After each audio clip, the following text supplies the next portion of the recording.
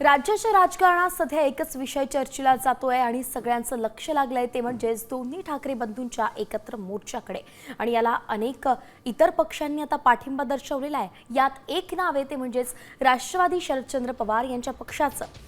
राष्ट्रवादी शरद पवारांच्या पक्षानं 5 जुलैच्या मोर्चाला पाठिंबा दिला आहे आणि म्हणून राज ठाकरे आणि उद्धव ठाकरेंसह आता शरद पवार देखील मोर्चात सामील होणार आहेत का असा सवाल उपस्थित होतोय।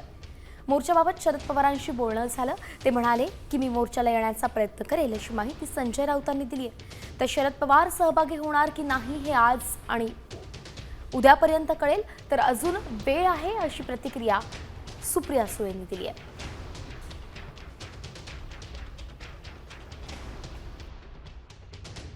एकत्र येऊन या निवडणुका लढाव्यात ही आम्ही भूमिका अनेकदा जाहीर केली आहे। राज ठाकरे यांनी सुद्धा जाहीर केली आहे।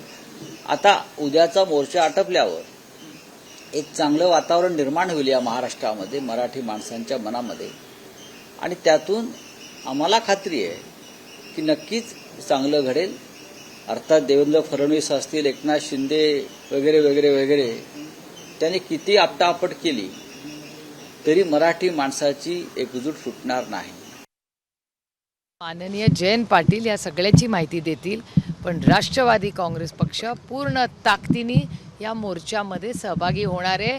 माणुसकीच्या नात्याने शिक्षण आमच्यासाठी अतिशय गंभीर विषय आहे।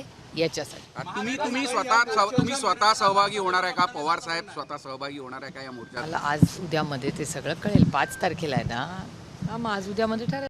आता isakal.com आहे देशातील नंबर 1 ची मराठी न्यूज वेबसाईट। प्रत्येक अपडेटसाठी isakal.com ला नक्की भेट द्या।